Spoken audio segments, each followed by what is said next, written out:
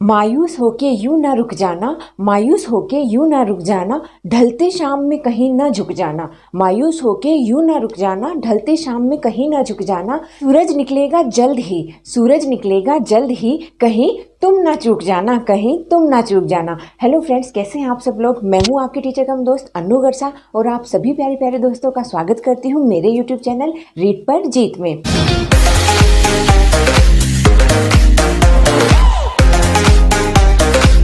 Friends, जैसा कि यहाँ पर लिखा हुआ है, आज अपन पढ़ेंगे बाल मनोविज्ञान है उसकी शिक्षण विधियों के बारे में। ये जो यहाँ पर क्वेश्चंस मैं आपके सामने लेकर आई हूँ, ये प्रीवियस ईयर्स में आए हुए क्वेश्चंस हैं सारे, तो आपके लिए ये बेहद इंपॉर्टेंट होने वाले हैं आपके आगामी जो एग्जाम्स आएंगे उनके लिए। तो फ्रेंड्स, वीडियो को एंड तक देखना और सारे क्वेश्चंस को देखना, क्योंकि सारे सिलेक्टेड क्वेश्चंस हैं जो अपने प्रीवियस ईयर्स के पेपर्स में आ चुके हैं। फ्रेंड्स, इसमें CTET के, रीट के, फर्स्ट ग्रेड, सेकंड ग्रेड सभी लेवल्स के मैंने यहाँ से क्वेश्चंस पुटअप करके ही आपके लिए ये वीडियो बना रही हूँ। तो सारे प्रीवियस ईयर्स के क्वेश्चंस हैं जो बहुत हद तक संभावना है कि आगे फिर से जो एग्जाम्स होंगे उनमें आएगा। तो फ्रेंड्स, वीडियो को पूरा एंड तक देखना और अगर वीडियो पसंद आए तो ज़्यादा से ज़्यादा लाइक करना, चैनल को शेयर और सब्सक्राइब करना। ओके फ्रेंड्स, चलिए शुरू करते हैं अपना आज का वीडियो। देखते हैं अपने कौन कौन से क्वेश्चन पढ़ेंगे आज अपन। तो फ्रेंड्स देखिए, बाल मनोविज्ञान के क्वेश्चंस हैं ये सारे। तो फ्रेंड्स, सबसे पहला क्वेश्चन है कि बच्चे प्रारंभ से ही, अब अपने को 4 इसमें ऑप्शन दिए हुए हैं कि बच्चे प्रारंभ से ही क्या होते हैं।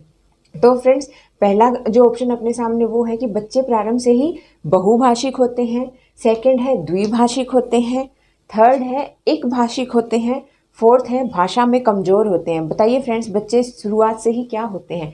ज़रा सा दिमाग लगाने की जरूरत है फ्रेंड्स। बहुत ही कॉमन सी बात है कि बच्चे जो होते हैं वो शुरू से ही बहुभाषिक होते हैं। बहुभाषिक कैसे होते हैं कि बच्चा खुद के अंदर मतलब काफ़ी मल्टीलिंग्विस्टिक होता है। बच्चे को जैसा परिवेश, जैसा माहौल, जैसी भाषा मिलती है वो उसी को कैच कर लेता है और उसी को वो बोलना स्टार्ट कर देता है, समझने लग जाता है। तो फ्रेंड्स, बच्चा कोई एक भाषा लेकर पैदा नहीं होता है, वो बहुभाषिक होता है। ओके फ्रेंड्स, नेक्स्ट है प्राथमिक स्तर पर शिक्षा का माध्यम।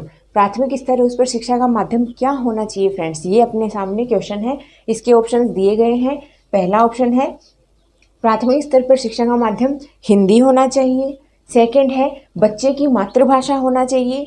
थर्ड है उर्दू होना चाहिए और फोर्थ है अंग्रेजी होना चाहिए। नई शिक्षा नीति के तहत अभी कहा गया है कि प्राथमिक स्तर पर कक्षा 1 से 5 तक के स्तर पर जो बच्चे का जो माध्यम होगा पढ़ने का, पढ़ाने का, वो क्या होगा, वो उसकी मातृभाषा होगी। इस चीज़ को फ्रेंड्स भूलना मत कि प्राथमिक स्तर पर जो बच्चा है उसकी जो लेवल होगी वो कौन सी होगी, वो मातृभाषा उसकी लैंग्वेज होगी। ये नई शिक्षा नीति में अभी ये लागू कर दिया गया है। जो लेटेस्ट शिक्षा नीति लागू हुई है उसमें कि आप 1 से 5वीं तक के बच्चे को उसकी मातृभाषा में ही पढ़ाएंगे। कोई उसमें हिंदी मीडियम नहीं होगा, कोई इंग्लिश मीडियम नहीं होगा, उसकी मातृभाषा की लैंग्वेज उसको पढ़ानी पड़ेगी।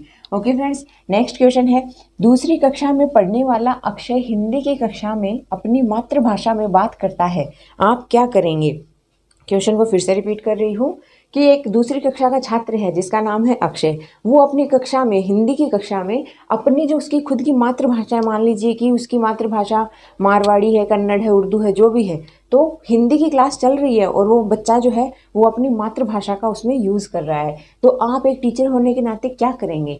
ऑप्शन है अपने सामने। पहला है उसे बिल्कुल अनदेखा कर देंगे कि उस पर ध्यान ही नहीं देंगे कि वो क्या कर रहा है, क्या बोल रहा है, क्या कर रहा है। ओके। सेकंड है बाकी बच्चों से उसकी भाषा सीखने के लिए कहेंगे, जो बाकी और साथ में जो बच्चे हैं उनसे कहेंगे कि आप भी देखिए कि ये क्या बोल रहा है, इसकी भाषा को आप भी फॉलो कीजिए, सीखिए। थर्ड है उसे डांटेंगे कि वह कक्षा में मातृभाषा का प्रयोग ना करे। ये तो बिल्कुल भी नहीं करना है फ्रेंड्स। डांटना, दंड देना, ऐसा तो कुछ स्टूडेंट के साथ कभी करना ही नहीं है। तो ये ऑप्शन तो अपने आप ही नेगेटिविटी शो कर रहा है, तो ये तो अपने आप ही डिलीट होता है। तो ये थर्ड ऑप्शन था। फोर्थ ऑप्शन है उसकी भाषा को समझने की कोशिश करेंगे। तो अपने को पता है कि सब बच्चों में अपनी अलग अलग परिवेश से वो आते हैं, तो उनकी सब बच्चों की अलग अलग मातृभाषा होती है। तो जो बच्चा है वो एक कक्षा है, उसमें समावेशी कक्षा होगी, तो उसमें भी बहुभाषिक बच्चे होते हैं, लेकिन वहाँ पर उन बच्चों को सभी को उनकी भाषा बोलने के अधिक से अधिक अवसर दिए जाने चाहिए। उनकी भाषा क्षमता को कहीं भी कुंठित नहीं करना चाहिए। पर जो आंसर होगा वो कौन सा होगा फ्रेंड, वो होगा फोर्थ वाला, कि उसकी भाषा को समझने की कोशिश करेंगे कि जो क्या बोलता है, किस लैंग्वेज में किस शब्द को क्या बोलता है, किसको क्या समझता है, उसकी जो भी भाषा है उसको समझने की कोशिश करेंगे।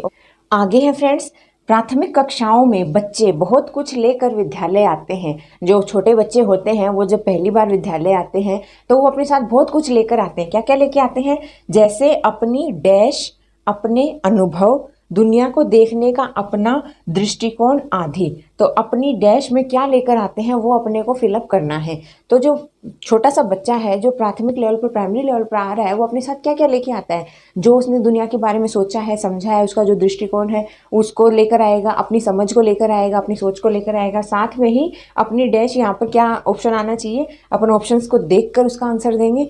तो फ्रेंड्स देखिए इसमें पहला ऑप्शन है समस्याएं। तो छोटा सा बच्चा है उसकी क्या समस्याएं होंगी, उसको तो कुछ समस्याओं से लेना देना ही नहीं है, तो ये तो क्वेश्चन वहीं पर गलत हो गया ऑप्शन। सेकंड है भाषा, थर्ड है पाठ्य पुस्तकें और फोर्थ है कवियाँ।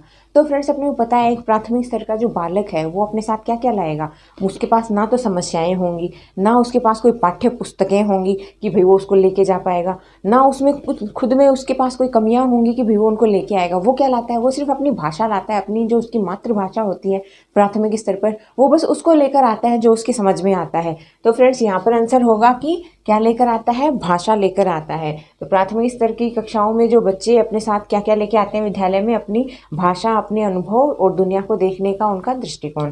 ओके फ्रेंड्स, नेक्स्ट है बच्चे के व्यक्तित्व निर्माण में डैश का महत्वपूर्ण योगदान है। अब बच्चे के व्यक्तित्व निर्माण में किस चीज़ का महत्वपूर्ण योगदान है, अपने पास ऑप्शंस दे रखे हैं। पहला है विदेशी भाषा का, बिल्कुल भी नहीं। सेकंड है शास्त्रीय भाषा का, बिल्कुल भी नहीं। थर्ड है मातृभाषा का और फोर्थ है क्षेत्रीय भाषा का। तो यहाँ पर सही आंसर क्या होगा, मातृभाषा होगा, क्योंकि जो बच्चा है उसका व्यक्तित्व सबसे पहले उसकी मातृभाषा जो होगी वही तो उसको डिसाइड करेगी ना, बच्चा कौन सी भाषा बोल रहा है, कैसे बोल रहा है, क्योंकि सबसे पहले उसकी जो परिवार की जो भाषा है, जो मातृभाषा है, उसी को वो ग्रहण करेगा। तो उसका व्यक्तित्व भी कौन सी भाषा बनाएगी, उसकी मातृभाषा उसके व्यक्तित्व का निर्माण करेगी। ओके फ्रेंड्स, आगे चलते हैं। आगे है बहुभाषिकता हमारी डैश भी है और हमारी सभ्यता व डैश का अभिन्न अंग भी है। अब यहाँ पर पूछा गया है कि बहुभाषिकता हमारी क्या क्या है, एक तो हमारी वो सभ्यता है और दूसरा जो है वो किस चीज़ का अभिन्न अंग है। तो फ्रेंड्स देखिए अपने सामने चार ऑप्शन है। पहला ऑप्शन है फ्रेंड्स की समस्या और पहचान की बहुभाषिकता हमारी समस्या है, समस्या भी है और हमारी सभ्यता व पहचान का अभिन्न अंग भी है। क्या ये सही इसमें फिट हो रहा है, नहीं हो रहा ना फ्रेंड्स, तो ये ऑप्शन यहाँ पर गलत होगा। सेकंड ऑप्शन देख लेते हैं कि चुनौती और संस्कृति। अब देखिए कि बहुभाषिकता हमारी चुनौती भी है और हमारी सभ्यता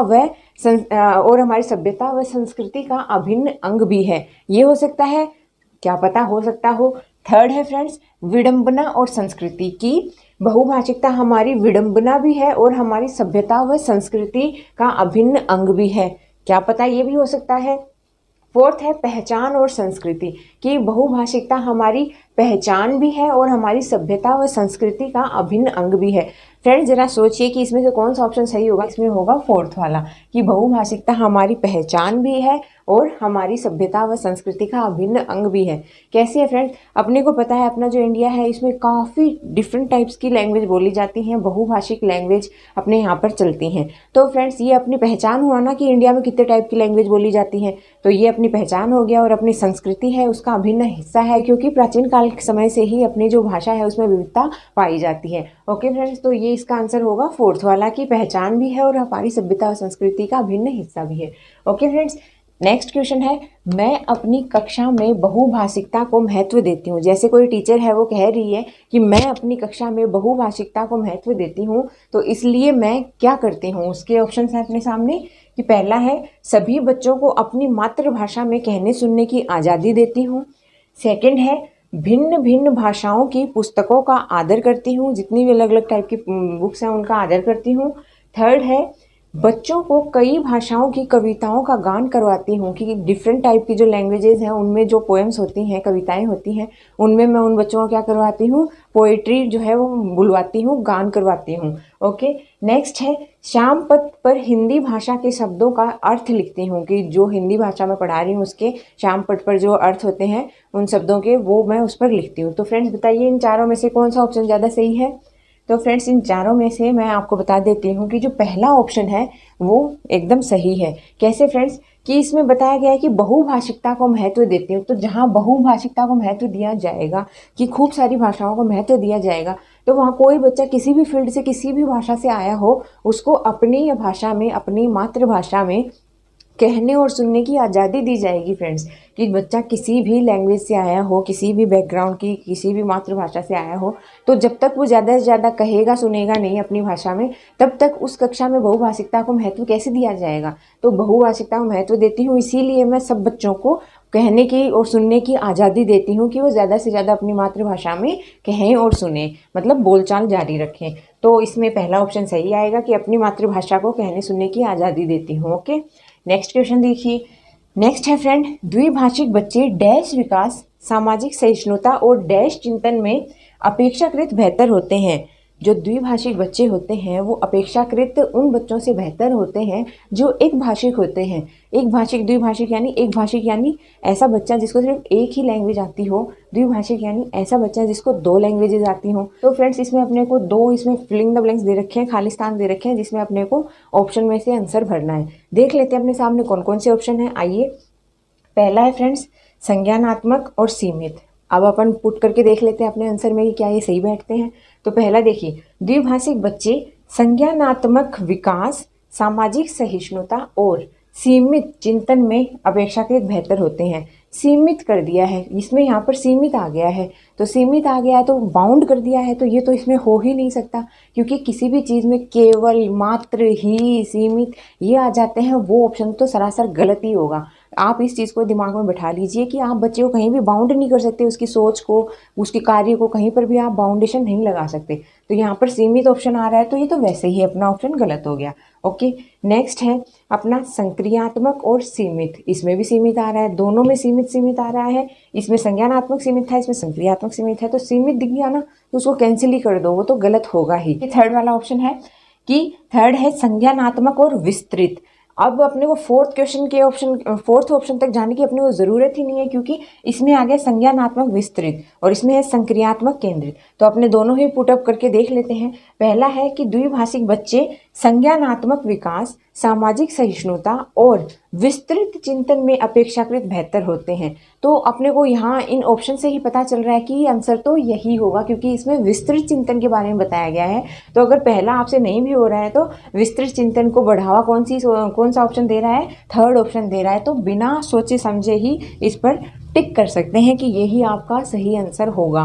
फोर्थ को देखने की जरूरत ही नहीं कि एक जगह केंद्रित करता है चिंतन करने में अपेक्षाकृत उन बच्चों, केंद्रित कहाँ करेगा। अगर आपको भाषा आती है तो वो आपको मतलब केंद्रित करने में थोड़ी सहायक होगी उन बच्चों से जिनको भी एक भाषा आती है। ये तो ऑप्शन हो नहीं पाएगा, क्योंकि इसमें केंद्रित आ रहा है, एक जगह केंद्रित करने से कोई मतलब नहीं है इनका। तो ये है कि चिंतन जो है उसको विस्तृत करता है बच्चों को, क्योंकि उनमें ज़्यादा नॉलेज होती है तो वो उसको ज़्यादा अच्छी तरीके से है अपना सोच सकते हैं, विस्तृत तरीके से सोच सकते हैं, समझ सकते हैं। नेक्स्ट है भाषा शिक्षण को डैश संदर्भ में रख कर देखने की आवश्यकता है। अब भाषा शिक्षण है उसको डैश संदर्भ, यहाँ खाली स्थान दिया है, कौन से संदर्भ में रख कर देखने की आवश्यकता है। पहला ऑप्शन है आर्थिक संदर्भ में, दूसरा ऑप्शन है नैतिक संदर्भ में, तीसरा ऑप्शन है सांस्कृतिक संदर्भ में और चौथा ऑप्शन है बहुभाषिक संदर्भ में। तो जहाँ भाषा शिक्षण की बात आ रही है वहीं अपने को क्या कर देना है, बहुभाषिक कर देना है, कि बहुभाषिक अपने क्लासरूम्स में बहुभाषिक परिवेश की ज़रूरत है, बहुभाषिक वातावरण की ज़रूरत है। तो भाषा शिक्षण को बहुभाषिक संदर्भ में रख कर देखने की आवश्यकता है। बहुभाषिक कक्षा होगी तो उसमें सभी को मौका मिलेगा अपनी अपनी भाषाओं में बात करने का और बच्चे को नई नई भाषाओं से जो है परिचित होने का मौका मिलेगा। बहुभाषिक कक्षा में मातृभाषा के प्रयोग को, बहुभाषिक कक्षा में मातृभाषा के प्रयोग को क्या करना चाहिए, उसके ऑप्शन है अपने सामने। पहला तो है स्वीकार किया जाना चाहिए, सेकंड है अस्वीकार करना चाहिए, थर्ड है अनदेखा करना चाहिए और फोर्थ है महत्व ही नहीं देना चाहिए। तो फ्रेंड्स ये तीन तो अस्वीकार करना, अनदेखा करना, महत्व नहीं देना, इसमें नेगेटिविटी आ रही है तो ये कैंसिल हो गया। अस्वीकार ये भी कैंसिल हुआ, नेगेटिविटी। अनदेखा ये भी नेगेटिविटी हो गई है तो ये भी मतलब आपका कैंसिल हो गया। बचा आपका एक ऑप्शन कि आपको स्वीकार किया जाना चाहिए। मातृभाषा को स्वीकार करना ही पड़ेगा फ्रेंड्स, तभी तो बच्चा है वो अपनी जो अभिव्यक्ति है वो खुलकर कर पाएगा। तो फ्रेंड्स अभी अपनी जो नई शिक्षा नीति लागू हुई उसमें भी यही बात कही गई है कि आप बच्चे को ज़्यादा से ज़्यादा मातृभाषा में बोलने का मौका दीजिए और पहली से 5वीं तक की प्राथमिक कक्षाओं में बच्चे को मातृभाषा में ही आप शिक्षण दीजिए, उसी में ही आप उनको पढ़ाइए। ये नई शिक्षा नीति में अभी नया ऐड किया गया है। तो ये अपन ने कुछ देखे हैं आज अपने शिक्षण विधियों से रिलेटेड, बाल मनोविज्ञान से रिलेटेड कुछ क्वेश्चंस। फ्रेंड्स, आपको वीडियो कैसा लगा आप मुझे कमेंट में ज़रूर बताइएगा। अगर आपको वीडियो पसंद आया है तो चैनल को ज़्यादा से ज़्यादा शेयर और सब्सक्राइब कीजिएगा और बेल आइकन को दबा लीजिए ताकि आपको लेटेस्ट अपडेट मिलते रहे। आज की वीडियो में बस इतना ही। फ्रेंड्स, आगे आने वाले वीडियोज़ में क्वेश्चंस की श्रृंखला जारी रहेगी, तो आप भी चैनल पर निरंतर बने रहिए और सारे वीडियोज़ को देखिएगा, आपके लिए बेहद फायदेमंद होने वाले हैं। तो फ्रेंड्स, आप सभी प्यारे प्यारे दोस्तों का वीडियो को एंड तक देखने के लिए दिल से धन्यवाद। Thank you friends.